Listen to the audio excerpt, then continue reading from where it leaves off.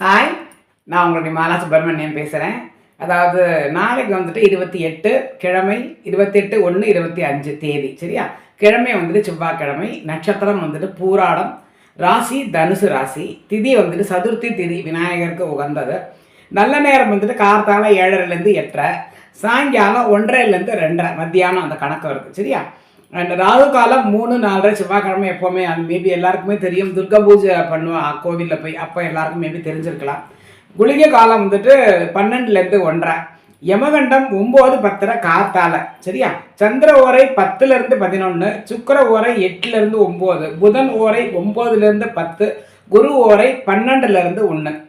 சந்திராஷ்டம் திருவாதிரை நட்சத்திரம். திருவாதிரை நட்சத்திரத்தில் இருக்கிறவா கொஞ்சம் பார்த்து இருந்துக்கோங்க. அனாவசியமாக லூஸ் ஸ்டாப் பண்ணண்டா. கொஞ்சம் கேர்ஃபுல்லாக வாயை விடாமல் கொஞ்சம் பார்த்து யோசித்து கொஞ்சம் பேசுங்க. உங்களுக்கு பிரச்சனை ஒன்றுமே வராது.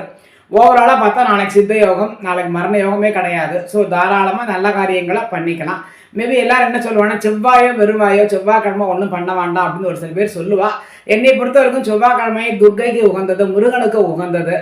செவ்வாய் ஓரை ரொம்ப நல்லது. கார்த்தால செவ்வாய் ஓரைன்னா 7 மணிக்குள்ள, 6லேருந்து 7, அது ரொம்ப விசேஷம் முருகனுக்கு.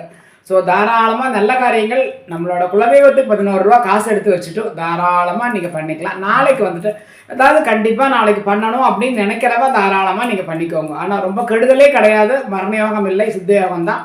ஸோ நன்னா பண்ணிக்கலாம். எல்லோரும் நாளைக்கு நல்ல நாளாக எல்லாருக்குமே அமையட்டும். எல்லோரும் நன்னா இருக்கும். சரியா?